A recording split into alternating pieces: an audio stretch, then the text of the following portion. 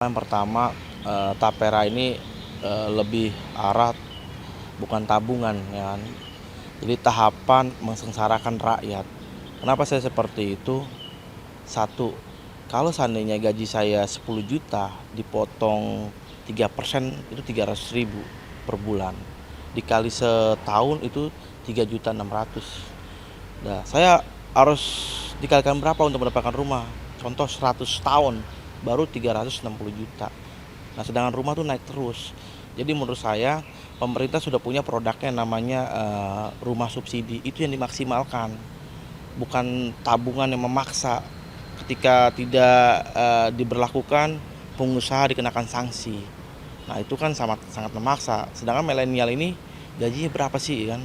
Potongan sudah ada BPJS, BPJS tenaga kerja, terus ada lagi namanya pajak, pungutan, apalagi pajak kita mau naik 12%. Ini sangat memberatkan. Tugas pemerintah itu adalah satu, bagaimana membuat harga pangan murah. Itu saja. Nah, ini faktor-faktor seperti inilah yang membuat kami ini resah sebagai bangsa Indonesia ini, yang mengakibatkan terlalu banyak potongan-potongan yang diwajibkan padahal bukan pada tempatnya. Seperti itu. Tapi balik lagi, ini banyak yang mengatakan bahwa tapera ini ada untungnya juga untuk generasi muda karena untuk mereka membantu untuk bisa membeli rumah. Apakah ini bisa dialokasikan bagi yang mau atau yang tidak seperti itu? Nah, syaratnya ini kan wajib. Jadi agak sulit untuk dibilang sangat menguntungkan bagi milenial atau Gen Z. Karena ketika kita membayar, wujud rumahnya tidak ada. Nah, beda sama program pemerintah sebelumnya, itu tentang rumah subsidi. Ketika kita membayar DP, mendapatkan rumahnya. Hal ini kan yang bisa mengakibatkan peluang-peluang pemerintah atau oknum-oknum yang lain itu untuk melakukan korupsi. Seperti contoh Asabri, itu udah kasus, Senturi belum selesai. Nah, karena apa? Media tidak ada ketika dia membayar. Dari LPSE aja kita tidak tahu dan menjamin ketika uang itu ada atau tiada. Kita contoh negara-negara lain lah, seperti di Amerika, di Midwest itu memberikan rumah gratis. Di Italia juga ada Ganggi itu memberikan rumah gratis.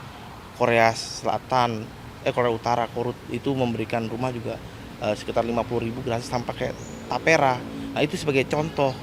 Kalau seandainya sekarang dipaksakan untuk membayar, saya rasa ini sangat memberatkan dan menyusahkan pengusaha dan buruh dan karyawan. Gitu. Tadi sedikit membahas ada oknum berpotensi untuk bisa melakukan korupsi. Ini juga ada artikel juga baru keluar, ini ada laporan BPK soal tapera belum dibalikan sebanyak 567 miliar kepada pensiunan PNS. Ini apakah ada indikasi ke sana sangat dekat begitu? Ya sangat dekat lah, karena kan kita sudah mempelajari masalah-masalah korupsi di tahun pemerintahan saat ini, seperti korupsi-korupsi dana Asabri, Senturi itu belum selesai. Ditambah lagi kasus timah yang 300 triliun, terus TPPU sekitar 291 T di DPR, itu kan di Kementerian Kemenq juga belum selesai. Lebih baik pemerintah fokus lah menangkap oknum-oknum yang telah melakukan korupsi. Nah, uang itu dikelola dengan baik dibanding masyarakat atau rakyat yang dipaksa untuk membayar iuran tabungan rumah ini, karena tidak efektif banget ini, karena kekurangannya adalah ketika dia bayar rumah tidak ada, dan itu juga harga rumah naik terus. Lebih baik disempurnakan produk rumah rakyat, rumah subsidi itu disempurnakan seperti itu. Terakhir mungkin Bang, dari Partai Perindo khususnya Direktur Pemuda ini bagaimana himbauan untuk masyarakat, tidak hanya untuk pada generasi muda saja, mungkin untuk buruh dan sebagainya, untuk menanggapi isu ini di masyarakat? Ya, pertama, satu, yang membuat undang-undang ini tidak menggunakan otak, menurut saya menggunakan dengkul. Jadi kalau dia membuat undang-undang, dihadirkan mahasiswa juga bisa, walaupun kita punya perwakilan dewan. Ya, saya sangat menolak keras tentang program ini, karena tidak bisa mewujudkan rumah.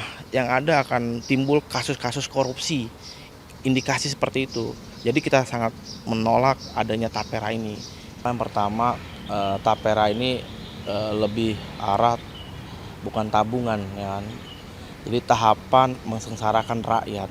Kenapa saya seperti itu? Satu, kalau seandainya gaji saya 10 juta dipotong 3% itu 300.000 per bulan. Dikali setahun itu 3.600.000. Nah, saya harus dikalikan berapa untuk mendapatkan rumah? Contoh 100 tahun baru 360 juta. Nah, sedangkan rumah tuh naik terus. Jadi menurut saya pemerintah sudah punya produknya namanya rumah subsidi. Itu yang dimaksimalkan. Bukan tabungan yang memaksa. Ketika tidak diberlakukan, pengusaha dikenakan sanksi. Nah, itu kan sangat memaksa. Sedangkan milenial ini gajinya berapa sih kan?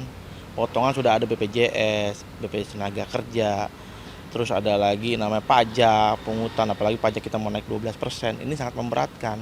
Tugas pemerintah itu adalah satu, bagaimana membuat harga pangan murah. Itu saja.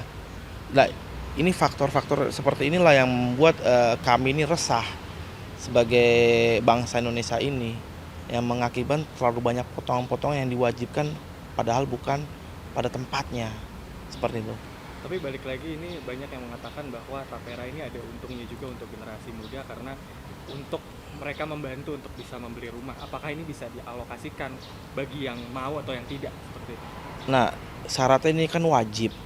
Jadi agak sulit untuk dibilang sangat menguntungkan bagi milenial atau Gen Z. Karena ketika kita membayar, wujud rumah tidak ada. Nah, beda sama program pemerintah sebelumnya, itu tentang rumah subsidi. Ketika kita membayar DP, mendapatkan rumahnya. Hal ini kan yang bisa mengakibatkan peluang-peluang pemerintah atau oknum-oknum yang lain itu untuk melakukan korupsi. Seperti contoh Asabri, itu udah kasus, Senturi, belum selesai. Nah, karena apa? Media tidak ada ketika dia membayar. Dari LPSE aja kita tidak tahu dan menjamin ketika uang itu ada atau tiada. Kita contoh negara-negara lain lah, seperti di Amerika, di Midwest itu memberikan rumah gratis. Di Italia juga ada Ganggi itu memberikan rumah gratis. Korea Selatan, Korea Utara, Korut itu memberikan rumah juga sekitar 50.000 gratis tanpa kayak tapera. Nah, itu sebagai contoh. Kalau seandainya sekarang dipaksakan untuk membayar, saya rasa ini sangat memberatkan dan menyusahkan pengusaha dan buruh dan karyawan. Gitu. Tadi sedikit membahas ada oknum berpotensi untuk bisa melakukan korupsi.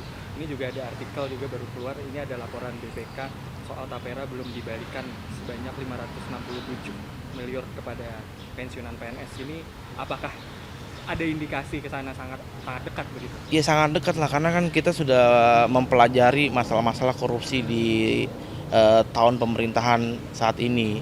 Seperti korupsi-korupsi dana Asabri, Senturi itu belum selesai. Ditambah lagi kasus timah yang 300 triliun, terus TPPU sekitar 291 T di DPR, itu kan di Kementerian Kemenkyu juga belum selesai. Lebih baik pemerintah fokus lah menangkap oknum-oknum yang telah melakukan korupsi. Nah, uang itu dikelola dengan baik dibanding masyarakat atau rakyat yang dipaksa untuk membayar iuran tabungan rumah ini, karena tidak sangat efektif. Tidak efektif banget ini, karena kekurangannya adalah ketika dia bayar rumah tidak ada, dan itu juga harga rumah naik terus. Lebih baik disempurnakan produk rumah rakyat, rumah subsidi itu disempurnakan seperti itu.